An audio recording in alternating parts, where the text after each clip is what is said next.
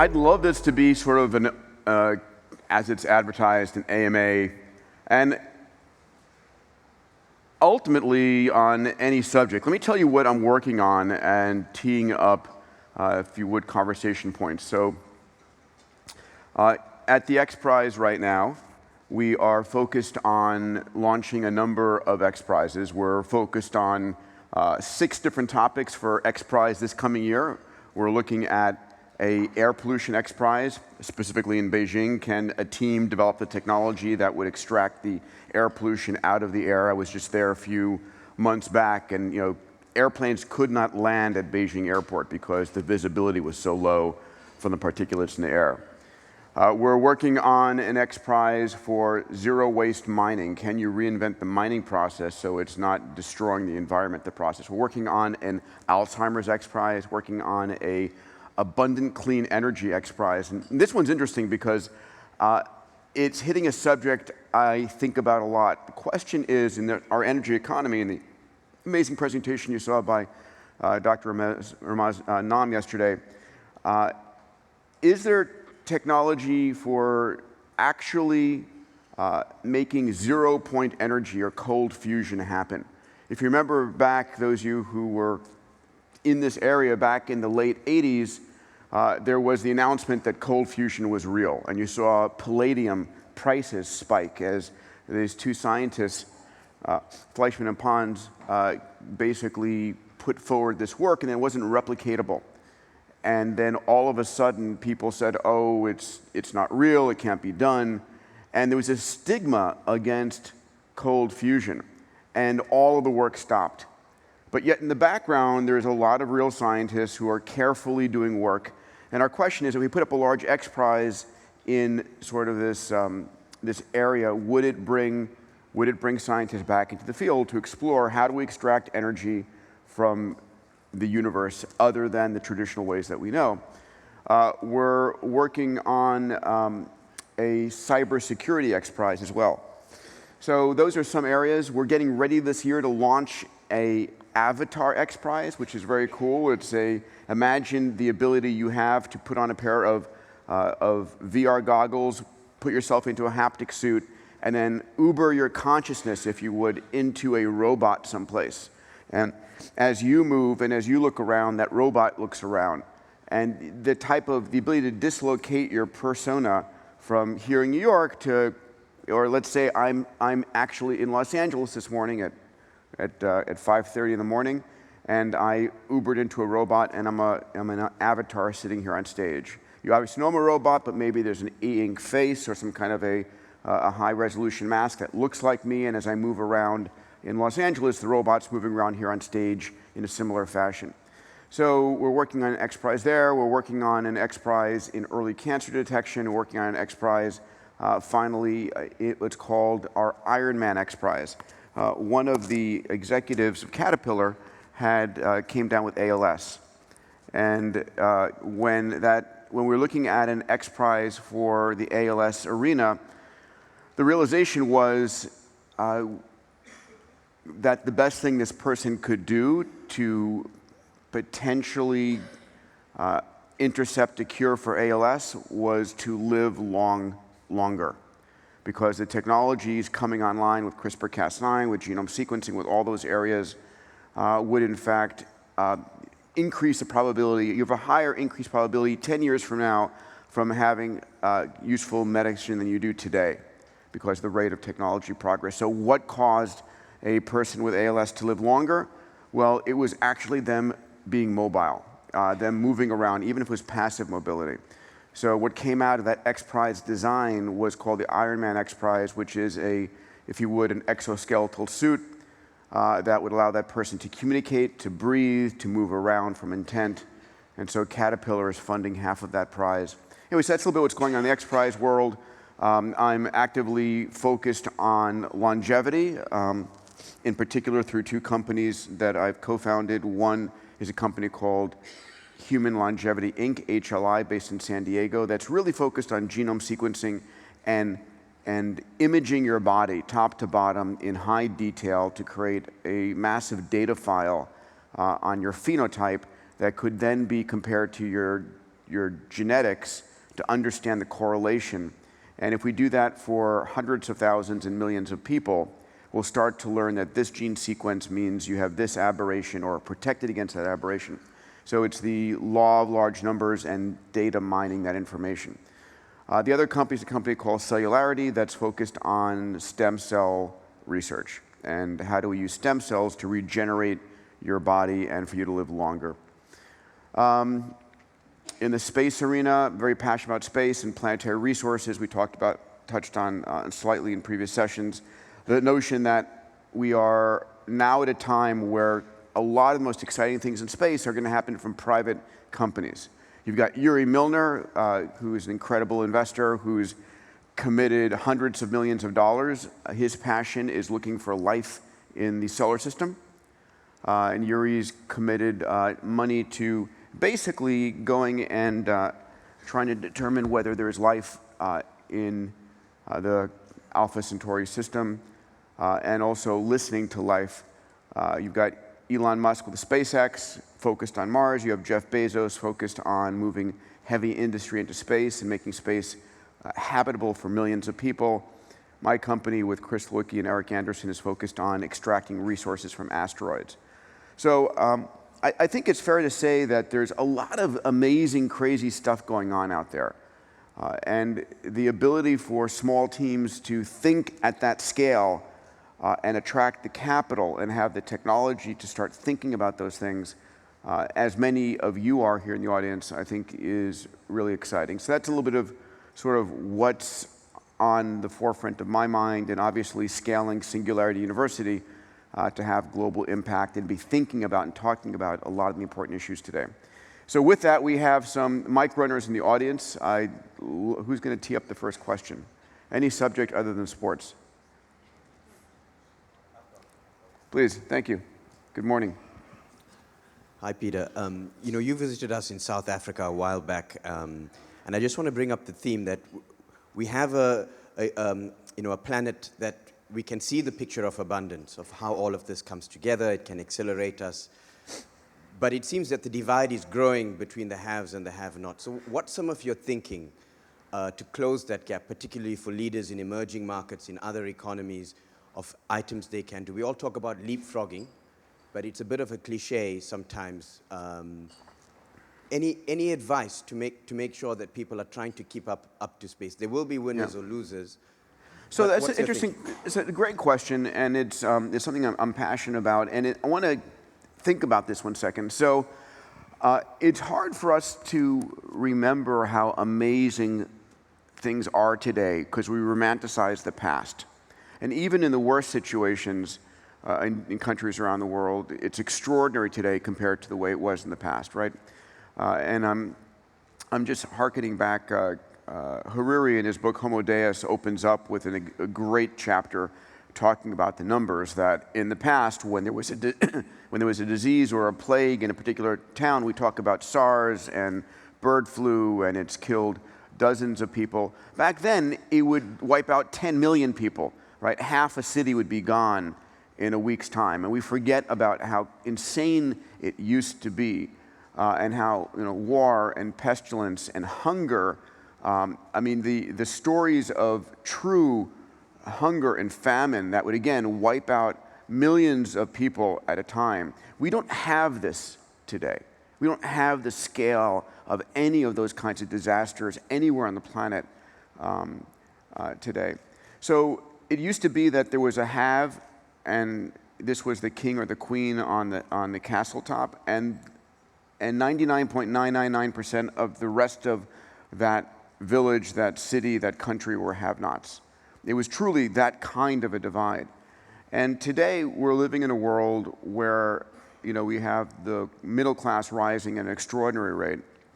And I truly believe this, that we're heading towards a world in the not too distant future that we're going from a world of haves and have-nots to a world of haves and super haves. I think we're heading towards a world where every man, woman, and child on this planet can have access to the basic needs.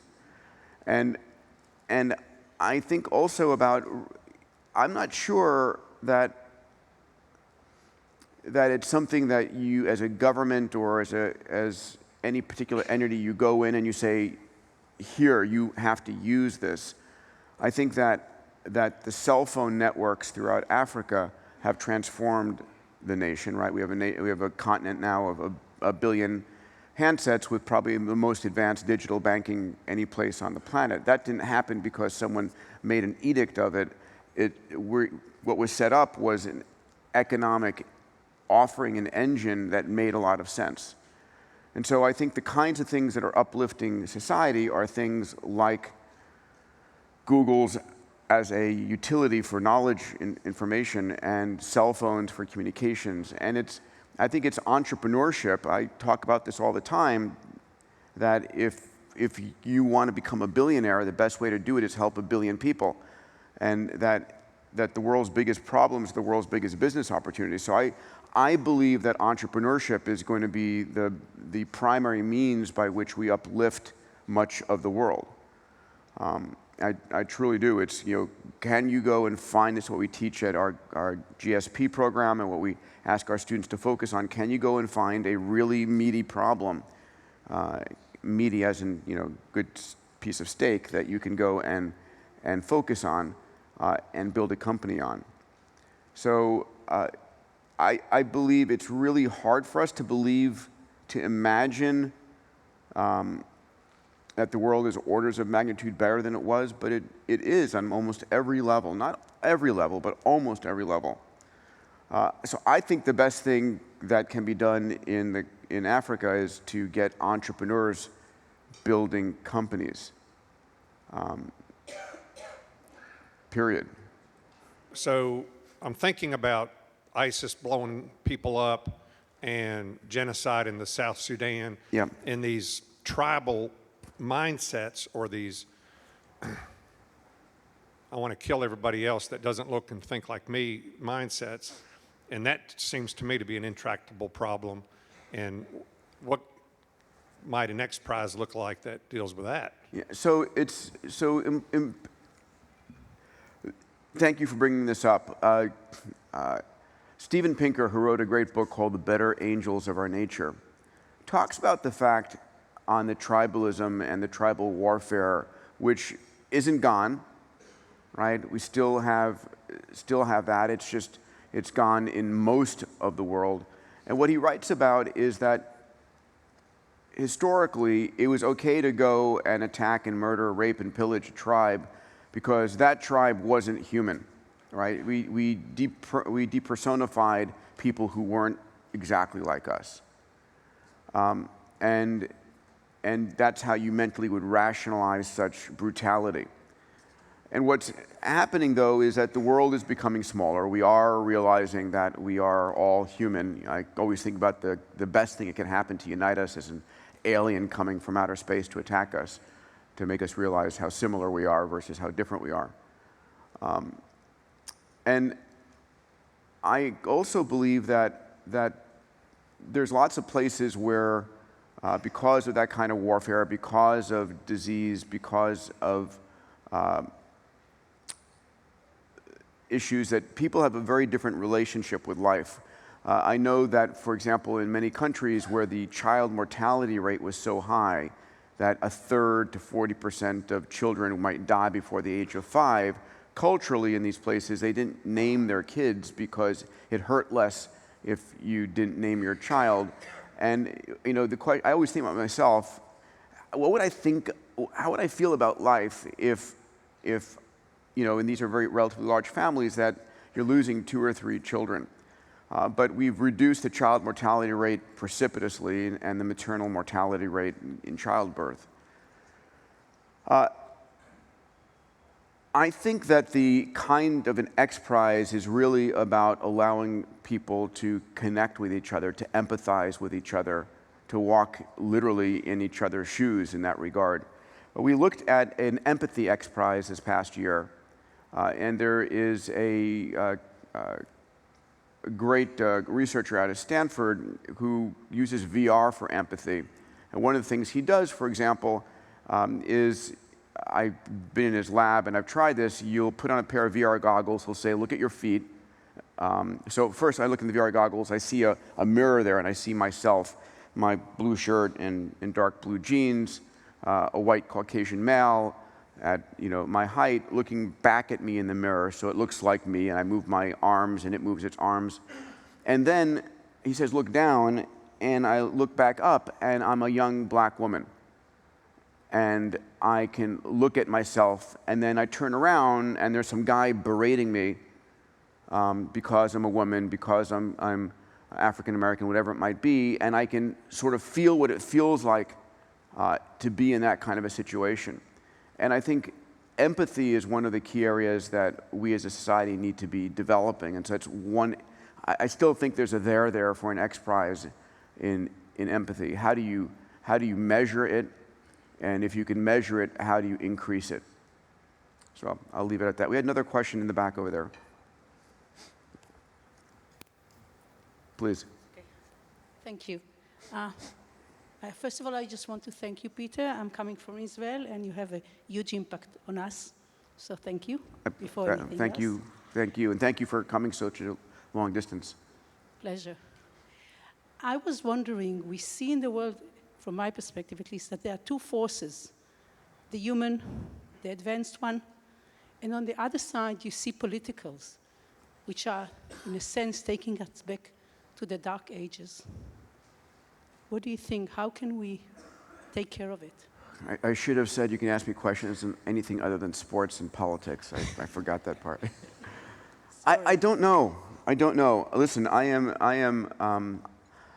talk about this a lot publicly, that I don't care to watch the news, right? Because what I call the crisis news network, or the constantly negative news network, CNN, is just over and over and over repeating the same stuff. But there are real issues, and there are real issues still in the city-state and politics. I remember hearing Eric Schmidt speak at Davos a couple years ago, and he said, rather than having spent the billions of dollars America spent in Afghanistan, that if we had instead dropped in gigabit fiber and covered the nation in Wi-Fi, it would have been done a lot better. And I believe that. I think that, again, connectivity, communications, open free trade, all of these things are the most important thing for unifying us,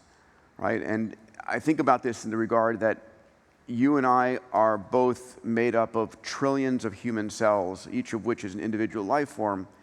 And I don't take a knife and stab my own arm unless I'm mentally deranged, because that arm, those cells, those parts of me are part of me, and they help me, and together I'm able to do much more. So the question is, how do we evolve the next step as a human species where I know that your success is my success, and that the stronger you are, the stronger I am. And I think it's going to be the level of super connectivity, what I've spoken about in the past as the formation of a meta-intelligence, where 8 billion humans are connected through the cloud, if you would.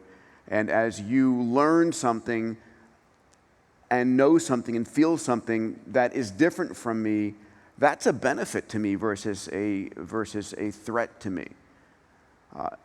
And so I think that technology can unify our thoughts, our experiences, our economies, and that the more we do that, the more interdependent we are, and the more tolerant, in fact, the more desirous I am of learning what you know. So it's not a strong answer for you, but it's a direction that I think about. We have a question here, and then keep your arm raised for the next microphone, and then back in the back over there. Hi, thanks. Hi, thanks very much. So yesterday you spoke about the cost of lots of different services, goods going down, education, a prime example, healthcare, yet the cost of those things in this country continues to increase. Secondary education in upper schools, private education is booming in terms of expense. How do those two thought processes come together and does it disrupt, does the access to information and technology disrupt the upper education of Harvard, Yale, these other, MIT, et cetera, to, change the stigma that people have that going to these private educations is going to create a better life for them? So it's interesting. On the education front, so I think about it the following way. Yes, these things are continuing to be expensive and getting more expensive.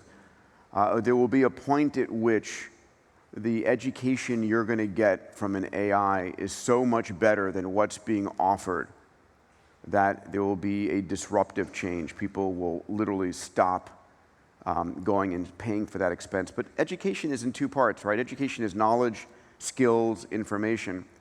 And then education is also socialization. It's what we're doing here in a conference, in a conversation. It's sports, it's theater, it's getting to know people. It's in college having, going out and drinking too much for the first time. There's all the other parts of life that you learn in school. So I think we have to differentiate between learning and maturing as a human. I think about this a lot, right? I don't know, will my 6-year-old boys go to college? I don't know. Will college still be a thing, right? We don't have AI, educational AI, at the level that would be sort of out of Neil Stephenson's diamond age yet. But I think we'll very much get there. I think we'll have an AI that understands that child's background, language skills, deficiencies, strengths, watch what they're doing through the day, and educate them in the process of their living. And when that happens, and they're learning more and learning faster, I think there will be a question that people say, this is free or near free. And we've seen that in other ways. I mean, Google was this massive disruptive force, right, that changed how you do research. Do you ever go to a library?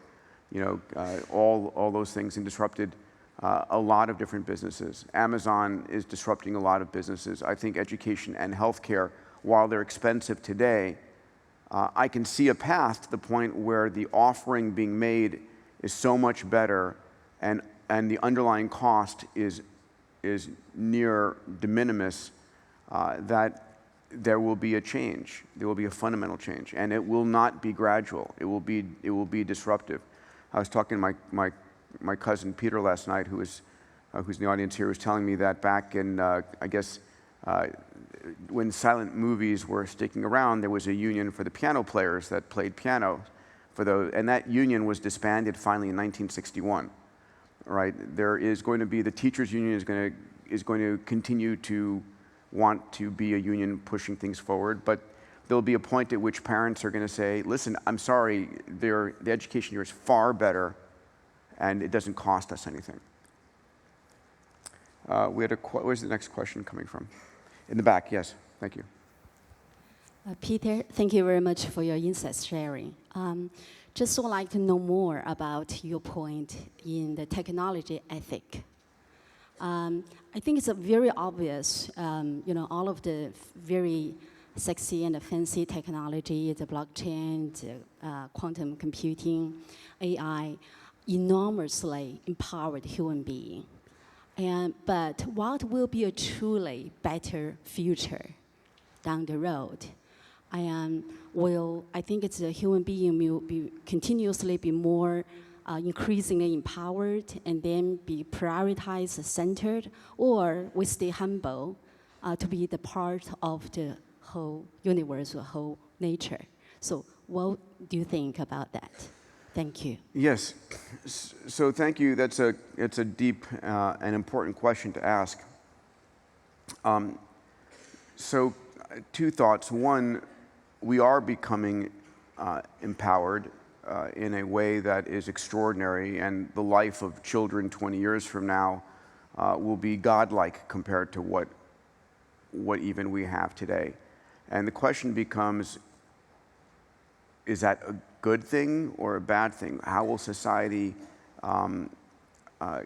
evolve from that when a child 20 years from now, if you believe Ray's predictions, which I do, have a brain-computer interface that gives them a billion X memory capacity or processing speed, where you can know anything by thinking it, by being able to spin up computation where you are effectively becoming you're evolving into something very different. And the amazing thing is that these sorts of projections and even this conversation is something we're all going to live into, right? This is not 100 years from now we can say, oh, someday, as people did back in the 1800s thinking about flight. It's something that we're going to be alive, and we're going to see this slowly, rapidly increasing capability. It's like the old proverbial frog in something slowly heating up water until it boils. I am an optimist, obviously, and I tend to believe in the better nature of humanity. I tend to believe that the more educated we are, the more information we have, the better actors that we are. I also realize that it used to be that you could go, if you screwed up in Europe 200 years ago or 300 years ago, you could go to the United States and start life again. If you screwed up in New York, you could head west to the American West and start life again, and people could experiment with societies, people could experiment and try different things. It's harder now, but I think we're going to also be experimenting with society in virtual worlds. I think that all of us eventually will have our identity here. We'll also have an identity in a very rich virtual world that we'll be playing in. And then there'll be those, I hope to include myself, that will experiment in opportunities off-world. But will we become humble and peaceful in our godlike state, or will we become power mongers and destructive? Wow, that's a deep question that I don't know the answer to. I can only say the following. Over the last 100 years, as our power has increased, the frequency of violence, the frequency of rape, the frequency of warfare, the frequency of many of the most destructive aspects of humanity has decreased significantly. We hear about it more, but if you look at Steven Pinker's numbers, we are living in the most peaceful time ever in human history.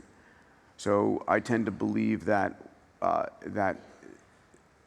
as our quality of life increases on so many fronts, that we'll become a more peaceful society. All right, we have time for one or two last questions. In the back there, yes, and then over here. Just mentioned that where there's a big problems, there are the biggest opportunities. Yes, okay. And yesterday at the Mintufani's presentation on economics, he touched on a point that, say that's one of the biggest problems that is happening. That's exponential inequality. It's just the gap that we've seen, that we can see in US, you can see all over the world. And how to solve that problem? And don't you think that solving that problem would be a way to disrupt politics? So I want you to think about I would like to ask the following question. When we talk about a gap, I understand the relative means of that. But I'm probably less interested in the gap. I'm more interested in the absolute value of the floor number. So, for example, if everybody in the US has access to the best education, the best health care, has access to as much energy they want, as much clean water as they want, access to nutritional food, all of those things, but some small percentage also can travel to Mars, are trillionaires, whatever, there's a massive gap. But still, if you would, the floor is at a point of what I call, a target abundance layer. So I think my focus is less on closing the gap, it's more raising the floor, if that makes sense. And I think that the kinds of technologies that we're heading towards, which is cheap, low-cost, ubiquitous healthcare, cheap, low-cost, ubiquitous education, demonetizing energy, water, food, housing is what's going to uplift everybody. And that is, for me, much more the focus. I'd rather be measuring carefully I'd rather be creating the metrics to measure access to human basic needs than measuring the gap, right? It's as an entrepreneur, if I want to be depressed, I'm going to measure where I am today against infinity, like what I want to do with my life. Like, oh my God, why am I not standing on Mars yet? How come I'm not, able to live for 300 years yet? Versus measuring how far I've come in the journey I've made thus far. So, one more question here, and then we'll wrap. Thank you. One point that we during yesterday was mentioned, but not in the way I will ask, is that the technology is increasingly reducing the needs of jobs, and it's coming very fast, as you said. How can we, behave, or how can we treat this situation where unemployment can increase very fast because of many disruptive new technologies will come to place? So the question of jobs is something that is very real, and it's, again, one of the conversations I think this community around SU has a responsibility to be thinking about. So first of all, there is a reality here that both AI and robotics are going to disrupt companies. It's going to disrupt jobs. It's going to disrupt a lot. And there's I held a conference at SU about 18 months ago where I brought in a lot of CEOs. It was a small think tank session of CEOs from the Valley. I brought in people who were the top thinkers in this area out of DC. I brought in the union heads, and we had a conversation. I brought in Tony Robbins. We had this conversation. And interestingly enough, the group broke into three segments at the end. One segment, which included people like Mark Andreessen and Ray Kurzweil and others, said, listen, I'm sorry, but we're not going to see less jobs. Technology is going to create more jobs. And I know it doesn't look that way, but it is. Technology's always created more jobs. And we went into an interesting conversation that there was a letter sent to the President of the United States by a whole group of physicists, a whole group of technologists, just warning the President about the impact of automation and how automation was going to destroy jobs. And that letter landed on President Johnson's desk in 1964. Right? And so back then, in the early 60s, there was this fear of the impact of automation. And in particular, in the banking industry, where back in the 50s, there was, you'd have typically these rooms filled mostly of women with ledgers, copying numbers from one ledger to the other ledger. And how automation and computers could destroy all of those jobs. And of course, today there are many more jobs in the banking industry than there ever have been. They've not been destroyed. And so there is an argument to be made that technology is going to create jobs. We just don't know what they are yet. And the question is, we should be really focusing on upskilling labor. How do we more rapidly train people on the new kinds of jobs that are going to be coming into existence? So I showed a robot yesterday that the Sawyer and the Baxter robot out of Rethink Robotics.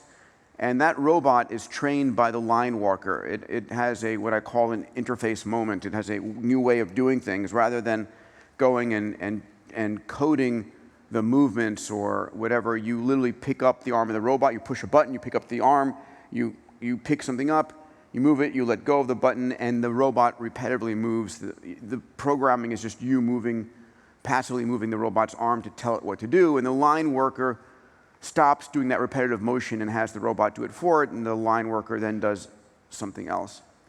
Anyway, there's one school of thought that says, don't worry, there's lots of jobs coming. The largest school of thought in that meeting was that we're screwed in the near term, and long-term society will adopt, including things like shorter work weeks, hiring 2 people for every job, all kinds of schema, if you would. The third area is, there were a group of people who said, listen, we're just screwed, period, which I don't subscribe to, but it is rethinking what we prioritize. So a lot of the jobs that are going to be lost are in lower-end labor, though there will be others. Like I joke, my sister is a physician. She's an anesthesiologist, and that's one of the first jobs I think that's going to be disintermediated by AI. That will do a much better job than any human can, measuring all the senses and making sure that the right anesthetics and blood and drug levels are there. But a lot of people whose jobs are going to be lost, the bricklayer, the person who was cashier, the person who was stocking boxes and so forth, I wonder, and it's a question for you, is that the job those individuals dreamed about when they were kids? Or is that only the job that they had? And so if you went out to the general public and asked honestly, how many of you are doing the job you truly want to do versus the job that you have to do to put insurance and food on the table, so to speak, I think that number would be relatively high.